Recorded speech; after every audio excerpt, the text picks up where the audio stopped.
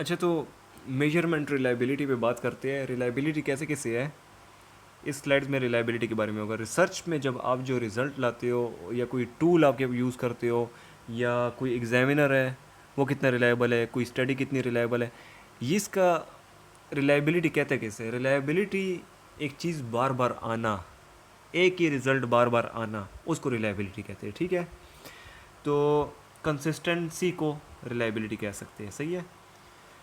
तो patient reliable तब होगा, पेशेंट का बिहेवियर रिलायबल तब होगा जब बार बार उससे, अगर हम लोग एक गिवन कंडीशन में उससे कोई पूछे, कोई बात पूछे, तो हमें सेम रिस्पांस दे, तो हम लोग कह सकते हैं पेशेंट रिलायबल है। इसी तरह एग्जामिनर कब रिलायबल होता है, जब वो एक ही पेशेंट पे बार बार जब डेटा ले। लेट सपोज एक पेशेंट पे उसने एक बार डेटा लिया, वही पेशेंट ज़रा अपना रूप बदल के आ गया, तो उसे फिर से डेटा लिया, सेम उसने जो है स्कोर दिया उसे, तो पेशेंट एग्जामिनर हम लोग कह सकते हैं रिलायबल है। इसी तरह कोई इंस्ट्रूमेंट भी रिलायबल हो सकता है जब वो बार बार सेम ही रीडिंग दे। ठीक है, तो ज़रूरी नहीं है कि हमेशा रिलायबिलिटी पूरी हो। बहुत कम केसेस में रिलायबिलिटी 100% परफेक्टली होती है रिलायबल। ठीक है, तो ह्यूमंस एरर भी होते हैं। इसके अलावा इंस्ट्रूमेंट्स जो है उनमें बाज़ ऐसे रीजंस होते हैं जिसकी वजह से उनके रिज़ल्ट बार बार करने से चेंज आते हैं। ठीक है, तो इसी बारे में एक थ्योरी है, क्लासिकल मेजरमेंट थ्योरी। जैसे कि लेट सपोज एक बंदे की रियल हाइट है 5 मीटर। ठीक है, मैं उसकी टेप से हाइट चेक करता हूँ, मेजर करता हूँ, तो टेप मेजरमेंट टेप जो है वो बताती है कि उसकी हाइट है 5 मीटर एंड 1 इंच। अगली बार जब चेक किया उसने बताया 5 मीटर एंड 2 इंच। ठीक है, तो मतलब ये अलग अलग बता रहे, तो इतना रिलायबल नहीं है। सही है। इसके अलावा इधर जो मेजरमेंट थ्योरी की बात की गई है, उसकी real height let suppose true score उसकी रियल हाइट होगी। ठीक है, उसकी रियल हाइट है 5 मीटर। अगर मैं उसकी हाइट चेक करता हूँ टेप से और वो बताता है 5 मीटर एंड 1 इंच, तो जो ऑब्जर्व स्कोर है XO, वो उसकी जो हम लोगों को 5 मीटर एंड 1 इंच हाइट नज़र आ रही है, तो दो कंपोनेंट पे मुश्तमिल है। एक तो उसकी अपनी हाइट जो रियल है, साथ ही एरर। एरर को कहते हैं अननोन एरर कंपोनेंट। ठीक है, तो वो क्या हो गया, आपको जो 5 मीटर 1 इंच नज़र आ रहा है वो उसकी real height 5 metre plus 1 inch error, उसमें 1 इंच एरर आपको मिल रहा है। वो हमें नहीं पता क्यों मिल रहा है, उस वजह से वो रिलायबिलिटी को अफेक्ट कर रहा है उस मेजरमेंट टेप की। ठीक है, हो सकता है मैंने गलत ली हो हाइट, तो मुझ पे भी डिपेंड करता है, काफ़ी चीज़ों पे डिपेंड करता है, तो वो आगे देखते हैं। ठीक है, तो ये थ्योरी के बारे में तो समझ आ गई होगी। अब दो किस्म के एरर्स होते हैं मेजरमेंट एरर, एक होता है सिस्टमेटिक एरर और एक होता है रैंडम एरर। अब इसकी एग्जांपल मैं आपको देता हूँ। आप कभी कभार वो शूटिंग एरियाज़ में जाते हो जिधर वो गन्स के थ्रू निशाने लेते हैं, सामने इस तरह गोल दायरा सा होता है जिसमें ये दरमियान पॉइंट होता है। ठीक है, अब लेट सपोज उस गन में एक सिस्टमेटिक मसला है, उसके जो ऊपर वो जो निशाने वाली जगह होती है जिधर से हम लोग निशाना, वो सुराख जो ऊपर होता है वो थोड़ा सा लेफ़्ट साइड पे है। ठीक है, तो जब भी आप निशाना लोगे वो लेफ़्ट साइड पे जाके लगेगा, तो बार बार एक ही जगह पे तो निशाना लग रहा है लेकिन गलत निशाना लग रहा है, गलत निशाना लग रहा है। ठीक है, तो ये सिस्टमेटिक एरर है। ठीक है, और एक ही जगह पे बार बार लगेगा।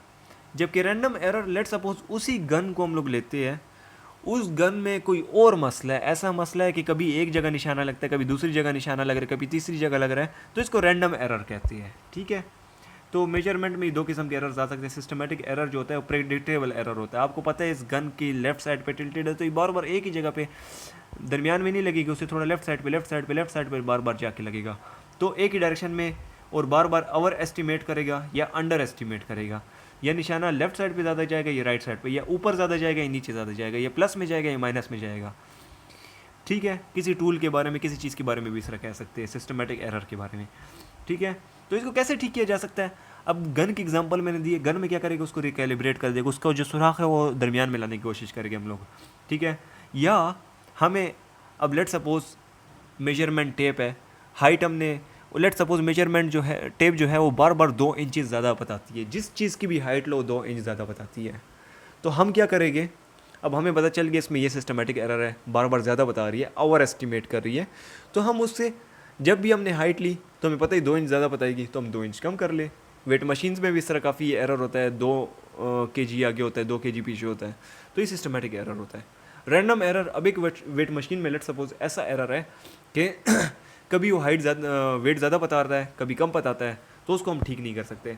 तो जब सिस्टमेटिक बायस कोई नहीं होता तो फिर रैंडमली जब एरर होते हैं तो उसको रैंडम एरर कहते हैं, ठीक है।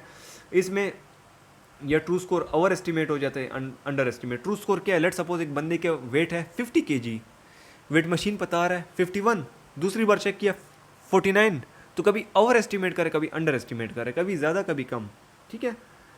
तो ये किस वजह से हो सकता है अब मैं ये मेजरिंग टेप वाली एग्जांपल देता हूँ, क्योंकि ये देखिए एग्जांपल जो मैं दे रहा हूँ ना, अब एक चीज़ एक एग्जांपल में फिट होती है, एक चीज़ दूसरे में, तो इसलिए मैं अलग अलग एग्जांपल्स पे जा रहा हूँ। अब मेजरिंग टेप वाला मैं फिर से एग्जांपल देता हूँ, हाइट वाला, ठीक है। तो अब मैं हाइट ले रहा हूँ, तो हो सकता है वो मैं एरर किस वजह से आ रहा हो, एग्जामिनर या सब्जेक्ट की इन अटेंशन की वजह से। सब्जेक्ट हो सकता है इस तरह लूज़ खड़ा हो, फिर बाद में सीधा हो जाए, इस तरह एग्जामिनर कभी सही से हाइट ना ले, कभी नीचे ले ले।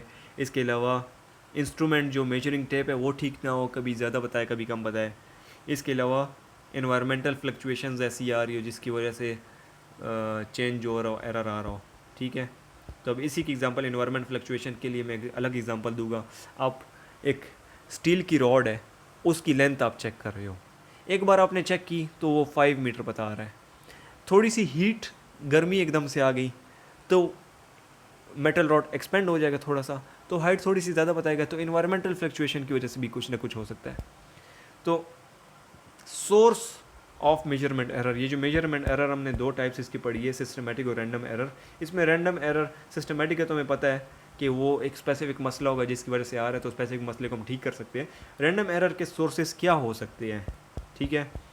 तो अब इधर time up and go test एक बड़ा स्पेसिफिक टेस्ट है जो बैलेंस और गेट स्पीड के लिए और रिस्क ऑफ फॉल के लिए किया जाता है। एक बंदे को बिठा देते हुए और एकदम से उठाते हैं, उसे कहते हैं जाके चलो और वापस आके बैठ जाओ, और टाइम नोट करते हैं, ठीक है। लेट सपोज एक बार हमने चेक किया टाइम तो 10 सेकंड्स आए, अगली बार चेक किया 11 आया है, अगली बार चेक किया 8 सेकंड आया है।